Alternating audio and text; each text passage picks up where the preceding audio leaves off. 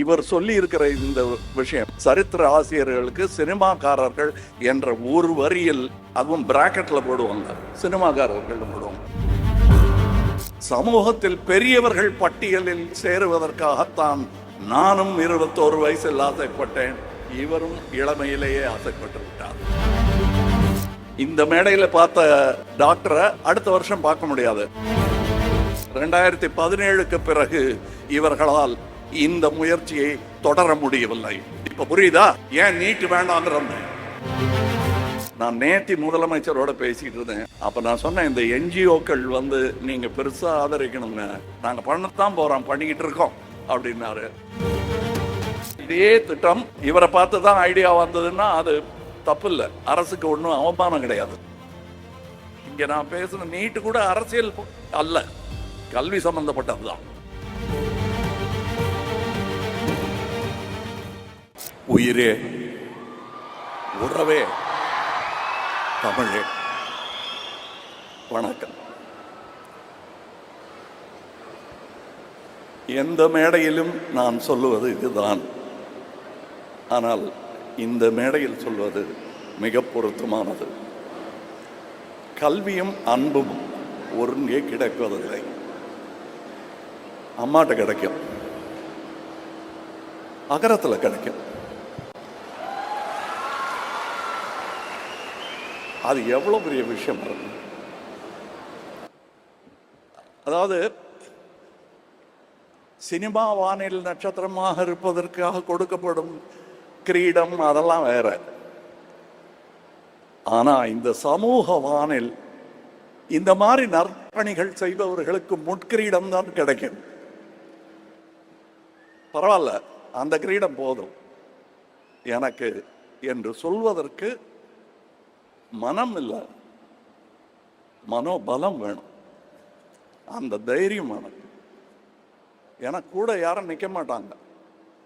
நீங்க ஒரு தண்டி யாத்திரைன்னு ஆரம்பிச்சாலும், அண்ணா அவர்கள் ஆரம்பிச்சாலும் ஃபர்ஸ்ட் கொஞ்சம் பேர் தான் இருப்பாங்க, அப்புறம் கூட்டம் கூடிக்கிட்டே வரும். இப்ப இவர் சொல்லி இருக்கிற இந்த விஷயம் எங்க சினிமாலாம் கண்டிப்பா மறந்து போயிடும். சரித்திர ஆசிரியர்களுக்கு சினிமாக்காரர்கள் என்ற ஒரு வரியில், அதுவும் பிராக்கெட்ல போடுவாங்க, இவர்களெல்லாம் சினிமாக்காரர்கள் போடுவாங்க. அதையெல்லாம் தாண்டி சமூகத்தில் பெரியவர்கள் பட்டியலில் சேருவதற்காகத்தான் நானும் 21 வயசில் ஆசைப்பட்டேன். இவரும் இளமையிலேயே ஆசைப்பட்டு விட்டார். இவர் ஆச்சரியப்பட்டு இருந்தாரு, 20 வயசுலயே இவங்களுக்கு எல்லாம் தெரியுதுன்னு. அப்ப வந்தாதான் வரும், இல்லைன்னா வராது. அந்த தைரியமும் துணிச்சலும், கல்வியை நான் கற்றே தீருவேன், கற்றதை மற்றவர்கள் பெற்றுக்கொள்ள ஆவண செய்வேன் என்பதையெல்லாம் சொல்வதற்கு அது ஒரு நீட்சி, அது ஒரு நதி. இந்த மேடையில் பார்த்த டாக்டரை அடுத்த வருஷம் பார்க்க முடியாது. அதுக்கு நான் சொல்றது இந்த நீண்ட நதிங்கிறதுக்காக. ஆனா இன்னொரு காரணம் இருக்கு. இந்த டாக்டர்கள் மாதிரி அடுத்த வருஷ விழாவில் இவங்களால காட்ட முடியுமாங்கிறதுல ஒரு சின்ன சந்தேகம் இருக்கு. ஏன்னா 2017க்கு பிறகு இவர்களால் இந்த முயற்சியை தொடர முடியவில்லை. இப்ப புரியுதா ஏன் நீட் வேண்டாங்கிற?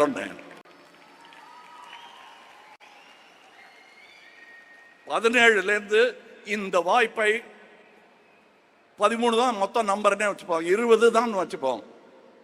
2017ஆம் ஆண்டு முதல் இன்றைய தேதி வரை இந்த மாதிரி அத்தனை பிள்ளைகளுக்கு கல்வி கிடைக்காமல் செய்து விட்டது இந்த சட்டம்.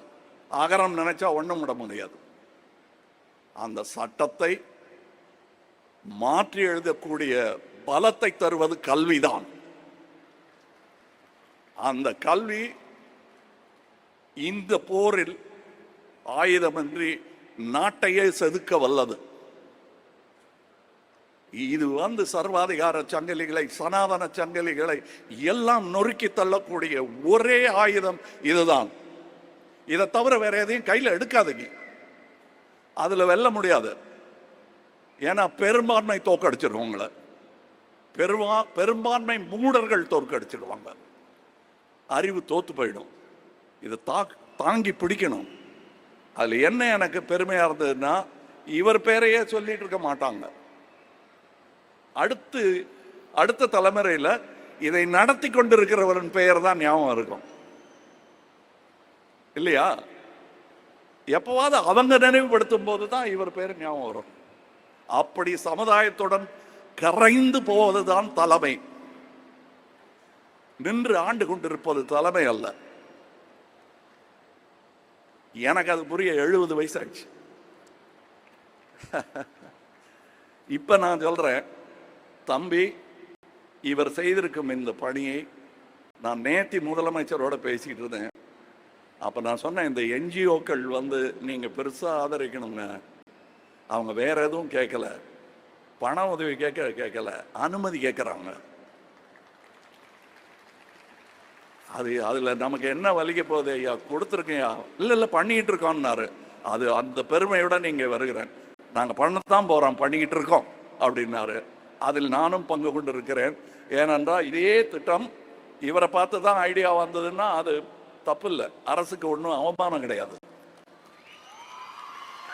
ஏனென்றால் நல்லது எதிரிகிட்ட இருந்தாலும் கேட்கலாம், இது நம்ம பிள்ளை, இங்க இருந்து எடுக்காம வேற எங்க இருந்து எடுப்பாங்க. ஆக அரசு ஒரு பெரிய திட்டத்தை அறிவித்திருக்கிறது. இதே மாதிரி அதுல எனக்கும் பங்கு உண்டு, உங்களுக்கும் பங்கு உண்டு, எல்லாருக்கும் பங்கு உண்டு. இதுதான் சொன்னேன். இது கல்வி சம்பந்தப்பட்டது மட்டும். இங்க நான் பேசுன நீட்டு கூட அரசியல் அல்ல, கல்வி சம்பந்தப்பட்டதுதான். ஏன்னா இந்த விழாவில் அரசியல் பேசக்கூடாது, அது நாளைக்கு போற இடத்துல பேச வேண்டியது. இங்கே ரொம்ப நேரம் இருக்க முடியலையேன்னு இப்போ சார் பேசிட்டு இருக்கும்போது சொன்னார், நான் வழக்கமாக விழாக்களில் எல்லார் பேரையும் சொல்லுவாங்க, இதில் யாரை தனியாக பிரிக்கிறது? அகரம்னா நீங்க தான், எல்லாருமே, நான் உள்பட. இதை சொல்லிட்டேன் இல்லையா? இனி இந்த கமலஹாசன் நற்பணி இயக்கம் மன்றம் நற்பணி இயக்கமாக மாறியதெல்லாம் சொல்லிட்டு இருந்தாரு. அது நாங்கள் செஞ்ச, நான் ஒரு கவிதை எழுதினேன், அவர் ஒரு கவிதை எழுதினார். ஆனால் உண்மையான ஒரு ரகசிய கவிதை ஒன்று இருக்கிறது, அதை பார்த்து தான் நாங்கள் காப்பி அடித்தோம். அதற்கு பொழிப்புரை சொல்ல வேண்டும், ஒரே வார்த்தையில் சொல்லிடலாம். சிவகுமாரன்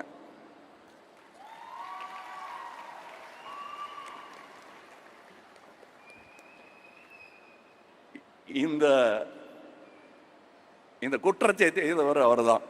ஏன்னா எதிர்த்தரப்புல இருந்து பார்க்கணும்ல, அதை இந்த குற்றத்தை செய்தவர் அவர் தான். நான் ஃபஸ்ட்டு பெரிய நடிகனாக வளர்ந்து இருந்துட்டு இருக்கும்போது இப்படி நகர்ந்து இடம் கொடுத்தவர் வா அப்படின்னு. நிஜமா நான் சொல்றது மேடை அலங்காரம் இல்லைங்கிறது அவருக்கு தெரியும். இது நாங்கள் 2 பேரும் பேசிக்கிறோம், நீங்கள் ஒட்டு கேட்குறீங்க, அப்படியே வச்சுக்கோங்க. இந்த மைக்கும் அதான் செஞ்சிட்டு இருக்கு. நிஜமாவே அவருக்கு அண்ணன் தம்பி உறவுங்கிறது வலுக்க ஆரம்பிச்சிருச்சு போக போக. இவரெல்லாம் பிறந்தது இன்னும் ஜாஸ்தியாக தான் ஆச்சு. அண்ணன் கல்யாணத்துக்கு நான் போயிருக்கேன், அங்க உட்காந்து சாப்பிட்டுட்டு இருக்கிற போட்டோலாம் எங்கிட்ட இருக்கு. அவர் தான் சொன்னாரு, இந்த ரசிகர் மன்றம்லாம் வேணாம்ப்பா, பெரியவங்கெல்லாம் அரசியல் போறதுக்காக ஆரம்பிச்சாங்க, நீ ஏன் அதெல்லாம் பண்ணிட்டு இருக்க, நம்ம வேலையை பார்த்துட்டு போறோம், நான் இருக்கேன் பாரு அப்படின்னாரு. நானும் சரின்ட்டேன். ஆனால் பாலச்சந்தர் சார் பண்ண தப்பு, எனக்கு கொஞ்சம் நட்சத்திர அந்தஸ்து வந்துருச்சு. நிறையா பேர் வந்துட்டாங்க, அவங்கள வேண்டாம்பான்னா நிறுத்த மாட்டேங்கிறாங்க. அப்புறம் அண்ணன்ட்ட சாரி சொல்லிட்டு நற்பணி இயக்கமாக மாற்ற போகிறேன், அதை ரசிகர் பண்ணுறேன் இல்லைன்னு சொல்லிட்டு ஆரம்பிச்சது. அதுக்கு என்ன பாராட்டி இருக்காரு அவர். ஆக எந்த கவிதையுமே அதற்கு முன்னோடி ஒன்று இருக்கும். இது அற்புதமான கவிதை, அதில் விதை அந்த ஆள். அவர்கிட்ட கேட்டோம்னா அவர் பல பேர் சொல்லுவார். அது ஒரு அந்த குடும்பம் கனெக்ட் ஆகிடும். எப்படி இருந்தாலும் உலகத்தில் எங்கே இருந்தாலும். எனக்கு இன்னைக்கு நான் ஃப்ளைட்டுக்கு போனேன் டெல்லிக்கு, அதனால தான் இங்கே இல்லைன்னா நான் பேசியிருப்பேன் இன்னும் நிறையா. இங்கே காலையிலேயே வந்திருக்கணும் நான் உங்களை மாதிரி. பட் வேலை நிமித்தமாக நான் நிறைய டீசர், ட்ரெய்லர், சினிமா, நாங்களே ஆடியோ ரிலீஸ் அதெல்லாம் பண்ணுறோம். அதிலெல்லாம் கிடைக்காத சந்தோஷம் இதில் எனக்கு கிடைக்கிறது. அது நாங்கள் பண்ணுறது பல மக்களை சந்தோஷப்படுத்தும் ஒரு அற்புதமான கலைத்துறை. ஆனால் அது வியாபாரத்துறையும் கூட. லாபத்தை எதிர்பார்த்து கொண்டே இருக்கும். அதில் எனக்கு அதுதான் சோர்படுது. எனக்கு அது வேற விஷயம். அதுதான் நற்பணி இயக்கத்தையும் நடத்துகிறது. அதற்கு நன்றி சொல்லிக்கொண்டு அதோடு இருக்கலாமே தவிர, அவங்க கேட்குற கேள்விக்கெல்லாம் எனக்கு பதில் இல்லை. ஏங்க பாட்டு எத்தனை பாட்டு, ஸ்டண்ட் இருக்குமா, ஃபைட்டெல்லாம் இருக்கு இல்லைங்க. அப்புறம் வெளிநாட்டில் பாட்டெல்லாம் எடுப்பாங்க, எடுக்கிறோம் அவங்க கேட்டதுக்காக. ஆனால் இங்கே பார்த்தேன்ல வெளிநாட்டு காட்சி, அதுதான் that is a love story. காதல் பாட்டு நீங்கள்லாம் பாரிஸில் ஈஃபில் டவருக்கு அடியில் நின்று பாடுறீங்களே, அது இல்லை. ஆஸ்பத்திரியில் நின்று அவங்க பேசிக்கிட்டு இருக்காங்கல்ல, அது எனக்கு பாட்டா கேட்குது. அன்பு கல்வி போதுமானது. இந்த ஆயுதத்தை வைத்து உலகத்தை வெல்லலாம். அதற்கான படை இது. எங்க நிக்க சொன்னாலும் இந்த கூட்டத்தில் நான் நிற்பேன். ரொம்ப நேரம் பேசிட்டு இருப்பேன். நான் எனக்கு பிடிக்கும். அதுவும் அவர்கிட்ட இருந்து கற்றுக்கிட்டது தான். நாங்கள் 2 பேரும் பேச ஆரம்பிச்சோம்னா யாராவது நிறுத்தி இந்த பக்கம் இடுப்பில் சண்டையை பிரிக்கிற மாதிரி தான் பிரிக்கணும். எங்கள் 2 பேரையும் போதுங்க, அவர் வீட்டுக்கு போகணும், நீங்களும் வீட்டுக்கு போகணும். அப்படியா, சரி, என் வண்டியில் ஏறு, நான் உனக்கு மிளகா பஜ்ஜி வாங்கி தரேன், உன் வீட்டில் இறக்கி விட்டுறேன்னு பேச்சு தொடரும். அப்படி பேசி வளர்ந்தவர்கள், பேசி வளர்த்தவர். அந்த பேச்சு இங்கேயும் கேட்டிருக்கோம். இவர் காதலையும் ஓதி இருப்பார் அந்த மந்திரத்தை. இதை உச்சரிக்க மறந்தவர்கள் அந்த உன்னதத்தை இழந்து விட்டார்கள். அன்பும் அறிவும் தான் அற்புதமான மந்திரங்கள். இதை தவிர வேற எந்த துதியும் நிந்தனை தான். இங்கே இந்த அகரம் குடும்பத்தில் பெரிய மனிதர்கள் இருக்கிறார்கள். டாக்டர் ஜெயரஞ்சன் அவர்கள், doctor P Veeramuthuvel, project director Chandrayaan, சகோதரர் வெங்கடேசன் அவர்கள். எங்களுக்கு நிறைய திட்டம் இருக்கும். கிட்டத்தட்ட உங்களோட பேச கிடைக்காத பேச்செல்லாம் அவரோட பேசிட்டு இருக்கேன். நான் அவங்க கிட்ட சொல்லிட்டேன். ஆனால் கூட்டத்தில் சொல்றது எனக்கு பெருமை. நான் இந்த அம்மாவுடைய பெரிய ரசிகன். என் பேச்சு மாறி போனதற்கு சமீப காலங்களில் இவரும் காரணம். ஏன்னா ஞாபகப்படுத்தணும், தெரிஞ்ச வார்த்தையை ஒக்காபுலரி அடிக்கடி பேசிட்டு இல்லைன்னா மறந்து போயிடும். அந்த ஒக்காபுலரி எல்லாம் எனக்கு எடுத்து கொடுக்குற அம்மா அந்த அம்மா. உக்காருங்கம்மா. நன்றி எல்லாம் வேணாம், எங்க கொடுத்தது தர்மம், நாங்கள் சொல்ல வேண்டியதுதான் நன்றி. டைரக்டர் வெற்றிமாறன் வந்திருக்காரா? வந்திருக்காரா? மற்றபடி தான் சொல்லிட்டேன். என் குடும்பம் இங்கே இருக்கு. இந்த ஆகரம் ஆரம்பிக்கலைனாலும் அவர் என் குடும்பம் தான். இது ஆரம்பிச்சதுனால இன்னும் வலுத்துருச்சு உறவு. சிவகுமார் அவர்கள் என்னை எப்படி கூப்பிடுறதுன்னு சொன்னார். கேட்டார், அண்ணன் கூப்பிடுறதா சித்தப்பான்னு கூப்பிடுறதா? எனக்கு இப்பப்பா நான் கமல் நற்பணி இயக்கத்தின் பார்வையிலிருந்து பார்க்குறேன், இவரை இனிமே தம்பின்னு கூப்பிடுறதா இல்லை அண்ணன் கூப்பிடுறதா? என்ன வேணுமா கூப்பிட்டுக்குங்க, அன்பா கூப்பிடுங்க, உறவு தொடரட்டும், அவ்வளோதான் நான் சொல்வேன். அதுக்கப்புறம் இங்கே அவங்கெல்லாம் சொல்லி ஆகணும். அதாவது சகோதரங்கிறதுக்காக வரல, ஏன்னா இதுவே குடும்பம் தான். கார்த்தி அவர்கள், அவர் இங்கே மாத்திரம் இல்லை, எல்லா இடத்துலையும் அவர் சேவகர். எங்கள் நடிகர் சங்கத்துக்கும் அவரை தான் நாங்கள் நேர்ந்து விட்டுட்டோம்.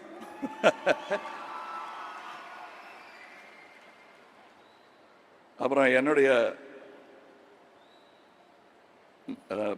நண்பர் ஞானவேல் அவர்கள், ஜெயஸ்ரீ அவங்க தான் இதை நிர்வகிச்சிட்டு இருக்காங்க. SR பிரகாஷ் பாபு அவர்கள்.